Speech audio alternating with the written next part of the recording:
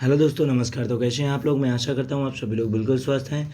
मैं ये जो आपके लिए स्पेशल वीडियो लेके आया हूँ, ये आपके यूपीएसआई में पूछी जाने वाली मूल विधि से क्वेश्चंस हैं और मूल विधि स्पेशल आपकी यूपीएसआई भर्ती में आने वाली है। तो इनके 20 क्वेश्चन मैं लेके आया हूँ। 20 में से आपके कितने क्वेश्चन होते हैं कमेंट बॉक्स के माध्यम से मुझे ज़रूर बताइएगा दोस्तों।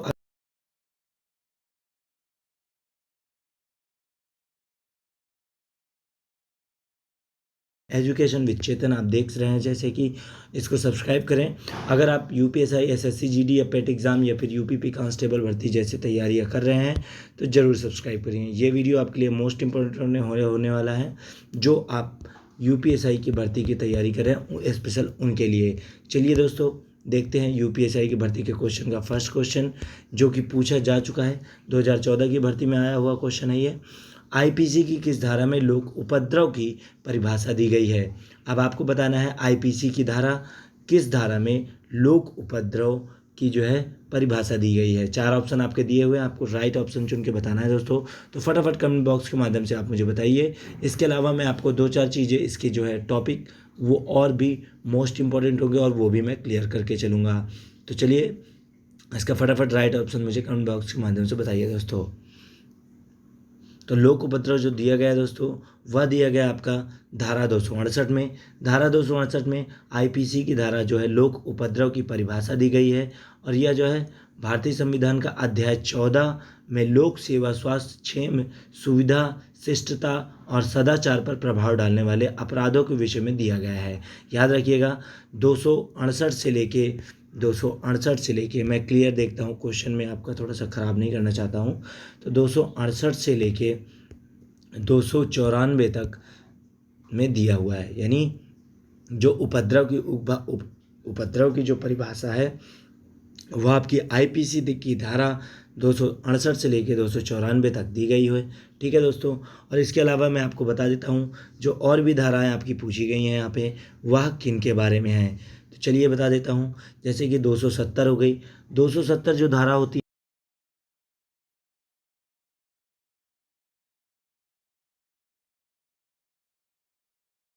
270 की जो है धारा में दिया हुआ है।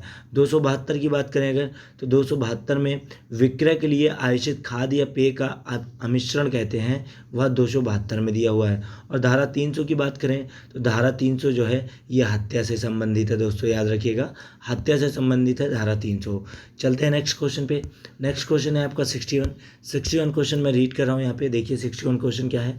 आपराधिक मानववध जो कि हत्या नहीं है की श्रेणी में आने वाले कृत्यों का वर्णन भारतीय दंड संहिता की किस धारा में दिया गया है? 4 ऑप्शन यहाँ पे स्क्रीन के सामने दिए हुए हैं आपको राइट ऑप्शन चुन के बताना है। तो दोस्तों फटाफट इसका राइट ऑप्शन बताइए कि किस धारा में दिए हुए हैं। ठीक है, तो दोस्तों मैं बताता हूँ आपको, यह जो दिया हुआ है यह आपका धारा 299 में दिया हुआ है, यानी ऑप्शन नंबर बी इसका राइट ऑप्शन है। इसके बारे में मैं थोड़ा सा आपको और बता देता हूँ कि जो भारतीय दंड संहिता की धारा 299 है वह आपराधिक मानववध जो हत्या नहीं है की श्रेणी में आने वाले कृत्यों का वर्णन करती है, तथा भारतीय जो है संविधान की धारा 299 के अनुसार जो कोई मृत्यु कारित करने के आशय से ऐसा शारीरिक क्षति कारित करने के आशय से जिससे मृत्यु कारित होने जाना संभव है, यह ज्ञान रखते हुए कि मतलब वह मर जाएगा या उसकी मृत्यु हो जाएगी, वह उस कार्य से कारित करते या कोई कार्य करके मतलब कार्य करके छोड़ दे, जैसे कि जहर खिला के किसी को छोड़ देते हैं तो वो आपका जैसे जहर देना, ऐसे मैं एग्जांपल दे रहा हूँ आपको, जैसे जहर देना या किसी को आप बिल्डिंग से धक्का देना, क्योंकि उस कार्य को करने के बाद उसकी मृत्यु हो जाएगी, तो वह जो है आपराधिक मानववध के अंतर्गत आता है। और यह जो है अपराध होता है यह आता है धारा आईपीसी धारा 299 के अंतर्गत। ठीक है दोस्तों, इसके अलावा यहाँ पे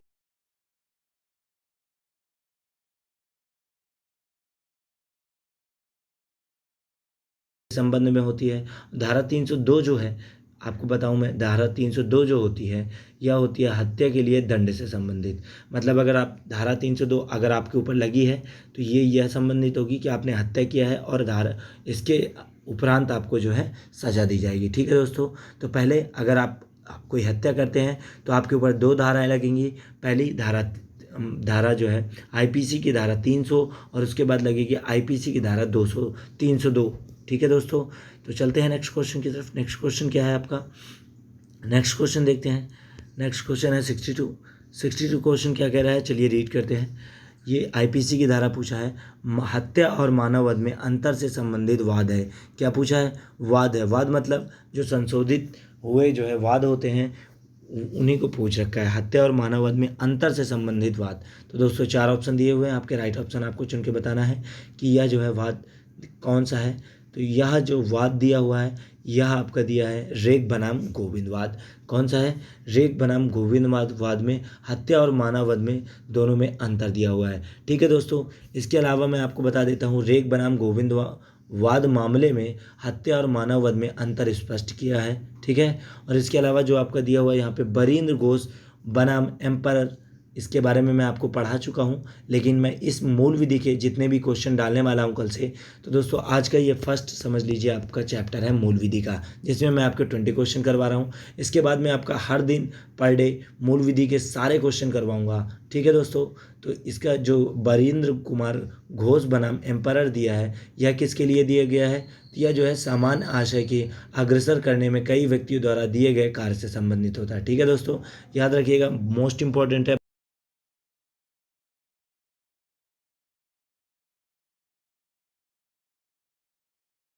की तरफ नेक्स्ट क्वेश्चन है आपका 63 क्या कह रहा है, तो देखते हैं 63 रीड करते हैं। विरसा सिंह बनाम पंजाब राज्य का वाद संबंधित है। 4 ऑप्शन दिए हुए हैं आपके स्क्रीन के सामने, आपको राइट ऑप्शन चुन के बताना है कि विरसा सिंह बनाम पंजाब राज्य का वाद किससे संबंधित है।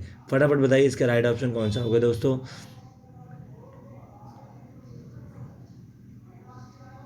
तो दोस्तों जैसा कि मैं आपको थोड़ी देर पहले बता चुका हूँ कि जो विरसा सिंह बनाम पंजाब राज्य का वाद है वह किससे संबंधित है, तो वह दोस्तों हत्या से संबंधित है। ठीक है, याद रखिएगा हत्या से संबंधित है, यानी ऑप्शन नंबर इसका बी जो है राइट ऑप्शन होगा। चलते हैं अगले प्रश्न की तरफ। अगला प्रश्न देखते हैं। अगला प्रश्न क्या है आपका, अगला प्रश्न है आपका 64 क्या कह रहा है, भारतीय दंड संहिता की किस धारा में दहेज मृत्यु का उपबंध है। मतलब दहेज से मर जाने वाली लड़की के लिए कौन सी धारा उनके घर वालों पे लगती है, मतलब जहाँ पे वो मरी होती है, चाहे वो ससुराल हो या मायका हो। आप समझते होंगे मायका कहते हैं जहाँ माँ का घर, जहाँ लड़की पैदा होती है, और ससुराल वहाँ कहते हैं जहाँ पे लड़की की शादी होती है। ठीक है दोस्तों, तो कौन सी धारा उन पे लगती है जब लड़की जो है दहेज मृत्यु का उपबंध होता है, मतलब दहेज के कारण मारी जाती है या मर जाती है। ठीक है, 4 ऑप्शन दिए हुए हैं आपके, राइट ऑप्शन आप चुन के बताइए फटाफट कमेंट बॉक्स के माध्यम से। तो दोस्तों इसका जो राइट ऑप्शन है मैं आपको बता देता हूँ, इसका राइट ऑप्शन है धारा 304 बी में दिया हुआ है। धारा 304 बी में दिया हुआ है, अर्थात आपका right option option number A होगा। अब मैं इसके बारे में बता देता हूँ, भारतीय दंड संहिता की धारा 304 बी में दहेज मृत्यु का उपबंध है, और भारतीय संविधान की धारा 304 बी के अनुसार जहाँ किसी स्त्री की मृत्यु किसी दाह या शारीरिक क्षति द्वारा करित की गई है या उसके विवाह के 7 वर्ष के भीतर सामान्य परिस्थितियों से अन्यथा हो जाती है,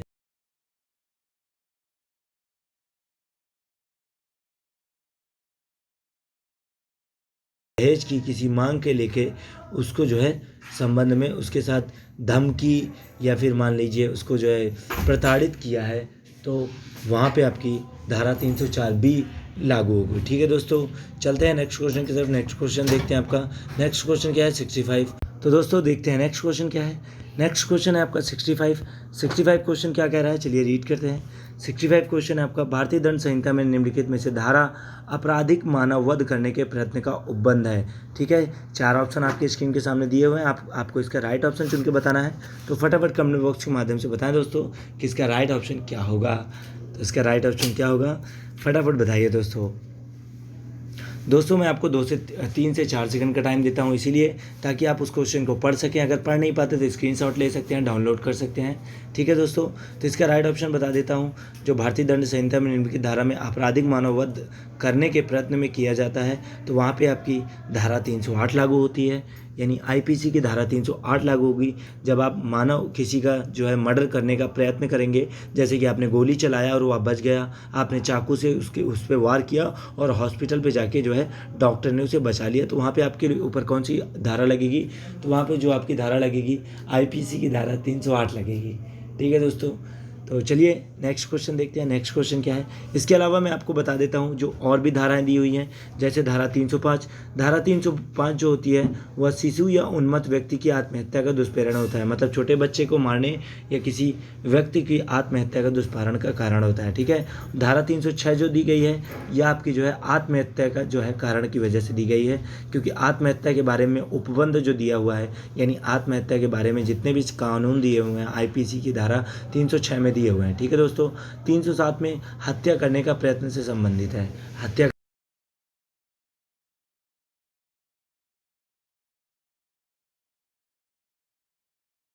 बंद है। ठीक है दोस्तों, चलते हैं नेक्स्ट क्वेश्चन की तरफ। नेक्स्ट क्वेश्चन क्या है आपका। नेक्स्ट क्वेश्चन है आपका 66 क्वेश्चन क्या कह रहा है, निम्नलिखित में से कौन सा एक आपराधिक।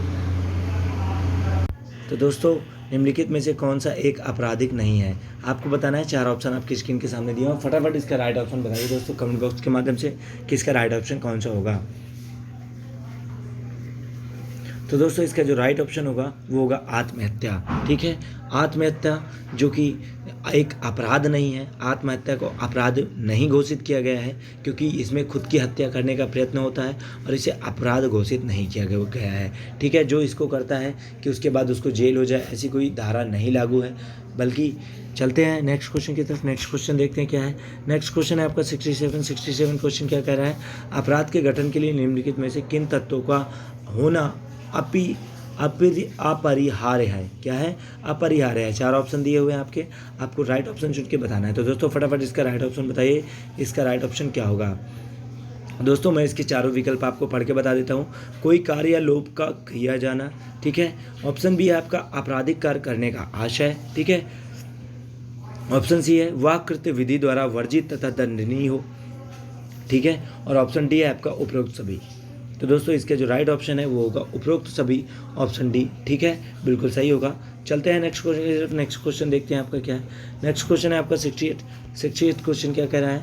भारतीय दंड संहिता में अपराधों का वर्गीकरण किस आधार पर किया गया है। 4 ऑप्शन स्क्रीन के सामने दिए हुए हैं आपको राइट ऑप्शन चुन के बताना है कि किस।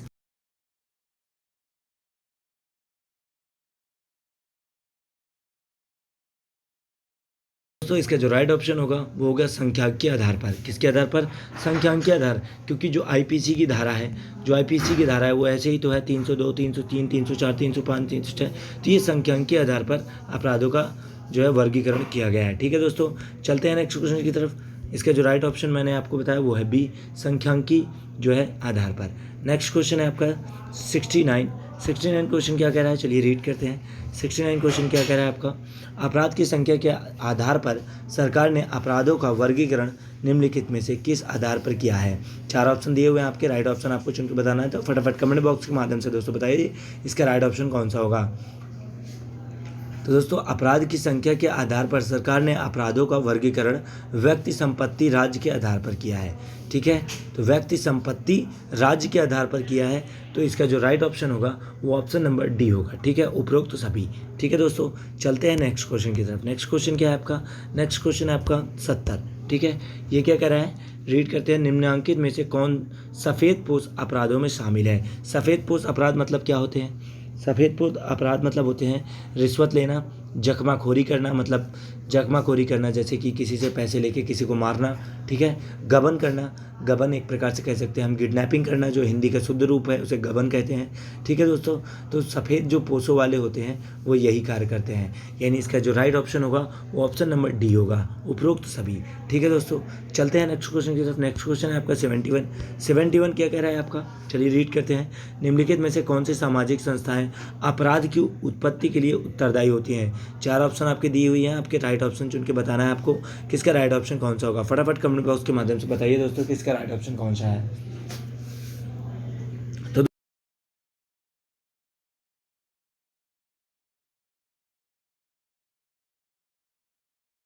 तो इसका जो राइट ऑप्शन होगा आपका डी। ठीक है दोस्तों, सही जवाब जो होगा इसका आपका ऑप्शन नंबर डी बिल्कुल सही जवाब होगा। नेक्स्ट क्वेश्चन है आपका 72 क्वेश्चन क्या कह रहा है, चलिए रीड करते हैं। निम्नलिखित में से कौन अपराध को रोकने के उपाय में शामिल है। 4 ऑप्शन दिए हुए हैं, आपको राइट ऑप्शन चुन के बताना है। तो फटाफट इसका राइट ऑप्शन बताइए दोस्तों। तो दोस्तों मैं बता देता हूँ इसका जो राइट ऑप्शन होगा वह क्या होगा आपका, ऑप्शन नंबर डी होगा। ठीक है दोस्तों, यानी उपरोक्त सभी। अब मैं बता दूं, अपराधों का सही पंजीकरण करना, आपराधिक अभिलेखों का रख रखाव, ठीक है, गश्त द्वारा अपराधों को रोकथाम, ये सभी जो है ये आपके जो है अपराधों को रोकने के उपायों में शामिल है। ठीक है, अपराधों को रोकने के उपायों में शामिल है। अब आपको बता दूं, जब आप किसी भी शहर में घूमते हैं तो रात में आप लोगों को जो पुलिस वाले मिलते हैं और आपका आधार नंबर और नाम लिखवाते हैं, वही जो है अपराधों को रोकने के लिए उपाय किए हैं। ठीक है, और अपराधों का सही पंजीकरण मतलब कि कौन सा अपराध कहाँ किस लोकेशन पे हुआ था। ठीक है, उसके अलावा आपराधिक अभिलेखों का रख रखाव, मतलब अगर किसी जगह पे कोई अपराध हो चुका है तो उस जगह को वो लोग थोड़ा सा ज़्यादा फोकस करते हैं ताकि वहाँ पे दोबारा वैसा अपराध ना हो। ठीक है दोस्तों, चलते हैं नेक्स्ट क्वेश्चन की तरफ। नेक्स्ट क्वेश्चन है आपका 73 क्वेश्चन क्या कह रहा है, चलिए रीड करते हैं। यदि किसी व्यक्ति का कृत्य सामान्य अपवाद के अंतर्गत आता है तो उसे कितना दंड दिया जाता है। 4 ऑप्शन आपके स्क्रीन के सामने दिए हुए हैं, आपको सही ऑप्शन चुन के बताना है कि यदि किसी व्यक्ति का कृत्य सामान्य अपवाद के अंतर्गत आता है तो उसे कितना दंड दिया जाता है। फटाफट इसका राइट ऑप्शन बताइए दोस्तों, इसका सही ऑप्शन क्या होगा। दोस्तों कमेंट बॉक्स का माध्यम मैं इसीलिए आपको सजेस्ट करता हूं क्योंकि जब भी आप किसी क्वेश्चन के लिए जो है 5% भी इंटरेस्ट लेंगे और उस क्वेश्चन को कमेंट बॉक्स के माध्यम से लिखेंगे तो वह क्वेश्चन आपको हमेशा के लिए ऑटोमेटिक याद हो जाएगा। तो दोस्तों जो इसका राइट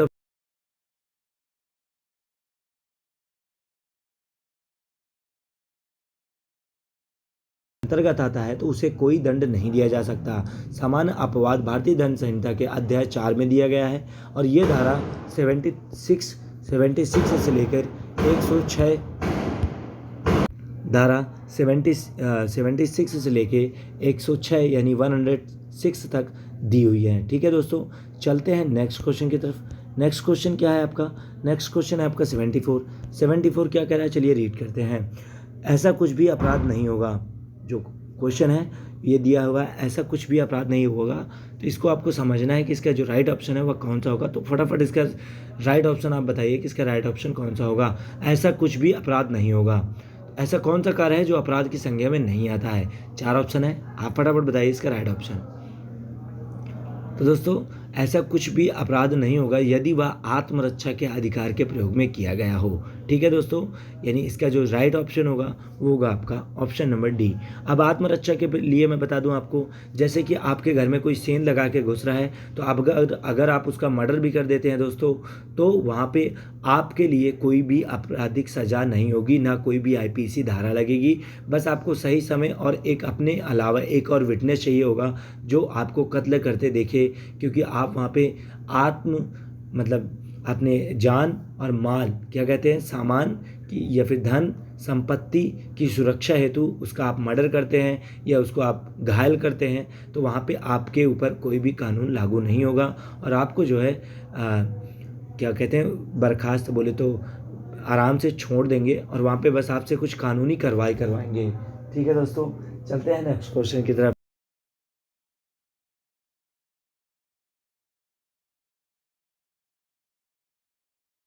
में आत्मरक्षा के अधिकार संबंधी विधि का प्रावधान किया गया है। ठीक है दोस्तों, आत्मरक्षा जैसा कि मैंने आपको अभी थोड़ी देर पहले बताया कि किस विधि में प्रावधान दिया गया है, आपको राइट ऑप्शन बताना है। 4 ऑप्शन आपकी स्क्रीन के सामने दिए हुए हैं, आप इसका फटाफट राइट ऑप्शन बताइए दोस्तों कि इसका सही ऑप्शन क्या होगा। तो दोस्तों इसका जो राइट ऑप्शन होगा वो होगा आपका 96 से लेके 106 तक, यानी ऑप्शन नंबर बी बिल्कुल सही होगा। अब इसके बारे में आपको बता देता हूँ, भारतीय दंड संहिता की धारा 96 से लेकर 106 तक के धाराओं में आत्मरक्षा के अधिकार संबंधी विधि का प्रावधान किया गया है। ठीक है दोस्तों, चलते हैं नेक्स्ट क्वेश्चन की तरफ। नेक्स्ट क्वेश्चन क्या है आपका, नेक्स्ट क्वेश्चन है आपका 76 क्या कह रहा है, निम्न में से कौन सा निर्णय आत्मरक्षा के अधिकार से संबंधित है। 4 ऑप्शन यहाँ पे दिए हुए हैं दोस्तों, राइट ऑप्शन आपको चुन के बताना है, तो फटाफट कमेंट बॉक्स के माध्यम से बताएं इसका राइट ऑप्शन क्या होगा। ठीक है दोस्तों, तो दोस्तों जो निर्णय आत्मरक्षा के अधिकार में दिया हुआ है वह किस में दिया हुआ है मैं आपको बता देता हूँ। वह दिया हुआ है आपका जो है अमजद खान बनाम मध्य प्रदेश राज्य। किस वाद में है, अमजद खान बनाम मध्य प्रदेश राज्य, यानी ऑप्शन नंबर बी बिल्कुल सही होगा। ठीक है दोस्तों, अब इसके बारे में आपको थोड़ा सा बता देता हूँ। अजमद जो दिया है अमजद, अमजद खान बनाम मध्य प्रदेश राज्य आत्मरक्षा के अधिकार से संबंधित है। और महबूब शाह बनाम एम्परर तथा रेग बनाम गोविंदवाद का जो है, जो यहाँ पे दिया हुआ है, दो ऑप्शन दिए हुए हैं, महमूद शाह बनाम और जो है रेग गोविंद बनाम, ये दोनों जो है किसके लिए प्रसिद्ध है। तो ये जो है मतलब इनमें जो है किसकी उपभाषा दी गई है। तो ये जो है हत्या और मानववाद में अंतर के बारे में दिया गया है। ठीक है दोस्तों, हत्या और मानव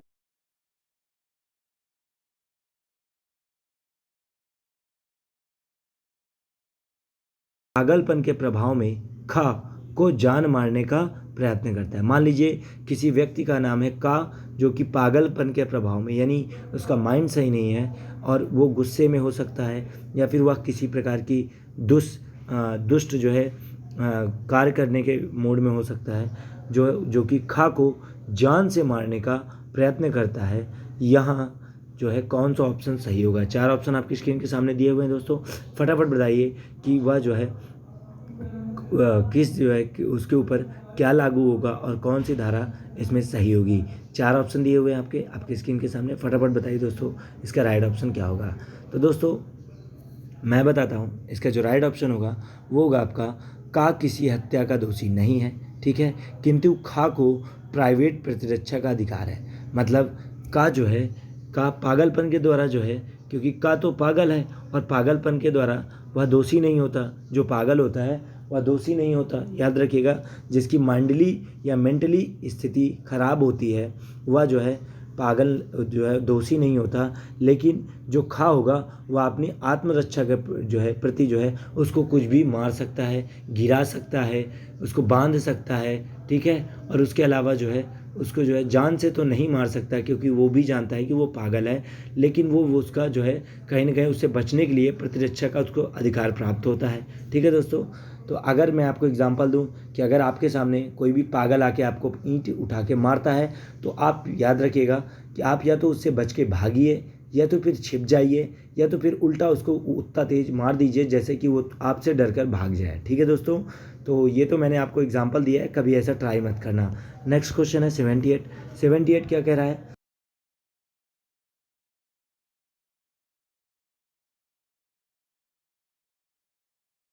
करता है, क्या करता है, प्राण लेने का प्रयास करता है, मतलब जान से मारने का प्रयास करता है। ठीक है दोस्तों, 4 ऑप्शन यहाँ पे दिए हुए हैं, आपको बताइए सही ऑप्शन कौन सा होगा।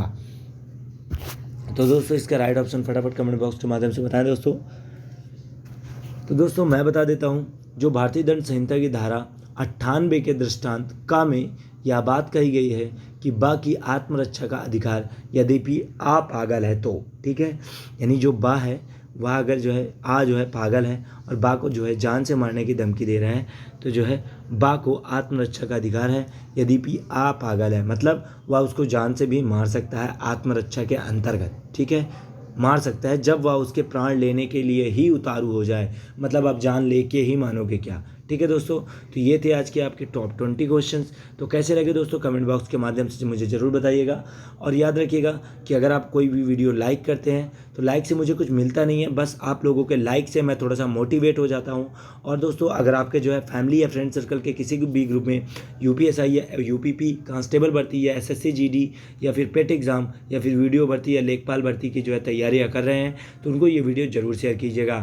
Thanks for watching my video guys, thank you so much. जय हिंद, जय भारत।